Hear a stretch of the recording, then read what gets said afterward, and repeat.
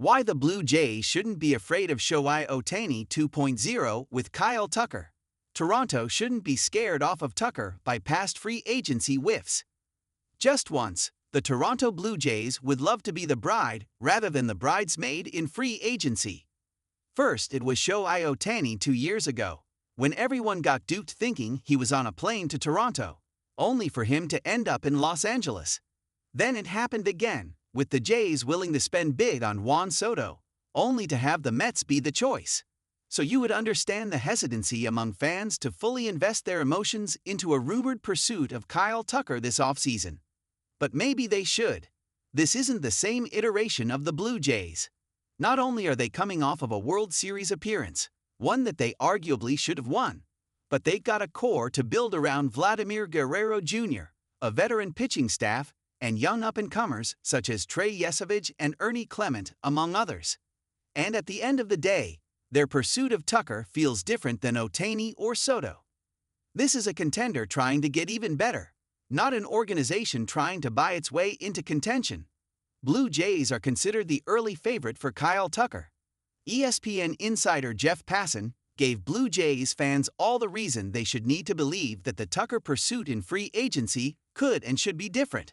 He referred to Toronto as the favorite to sign the outfielder this offseason, according to other executives. Perhaps just as importantly, the case for the other leading candidates, according to Passan, don't seem nearly as strong. Tucker was mentioned seemingly as a backup plan to Kyle Schwarber for the Philadelphia Phillies. The Los Angeles Dodgers don't appear inclined to make another high-dollar, long-term commitment to a free agent like Tucker. And the New York duo of the Mets and Yankees appear to only be mentioned for the simple reason that Tucker wants to play for a winner, and both teams are aggressively pursuing success. While there are other teams that could always get involved, don't the Blue Jays simply check all of the boxes in this case? They could use an upgrade in the outfield to make Anthony Santander or Nathan Lukes more of platoon or depth pieces.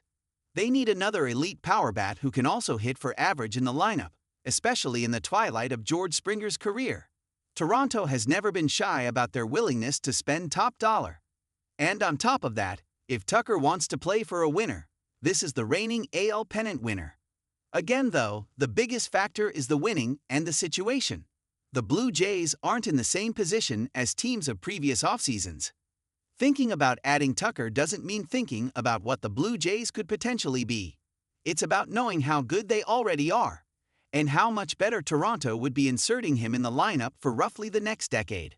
Blue Jays can afford to be aggressive, especially in a less lucrative market. It's also worth mentioning that the Blue Jays might actually want to spend more this offseason, not just because of their World Series appearance, but because of theirs and MLB's situations. While the impending 2027 lockout does complicate matters, sure, everything else lines up for Toronto to be aggressive this offseason as they find themselves in a luxurious spot. The free agency market itself should be where that conversation starts. While Tucker's new deal could be in the $400 million range of total value, that's pennies in comparison to the $700 plus million that Ohtani and Soto signed for. No one is touching those figures in this offseason's free agency class, not even Tucker, so the Blue Jays wouldn't be paying a record-setting price to make such a big splash. More than that for Toronto specifically, however, the Blue Jays would be wise to make such a move for the future of their lineup. We already know that Bo Bichette leaving the Jays is a realistic possibility. To be clear, so is the shortstop returning to the team he's spent his entire career with to this point. But it's something that Ross Atkins and the Toronto front office have to account for. Just as importantly, though, the likes of Springer and Dalton Varsho in the field, along with Kevin Gausman and Shane Bieber in the rotation, will all be free agents after next season.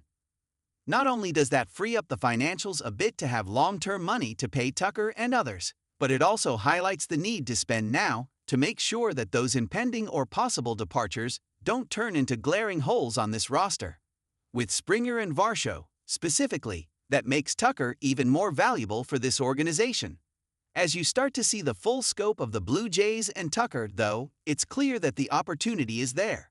And it's far more realistic than it has been in years past when free agency pursuits have turned belly up for this team. This isn't Toronto setting itself up for another rug pull. Instead, it's setting them up to stay in contention for years to come. And it's not just realistic that it might happen, it's likely.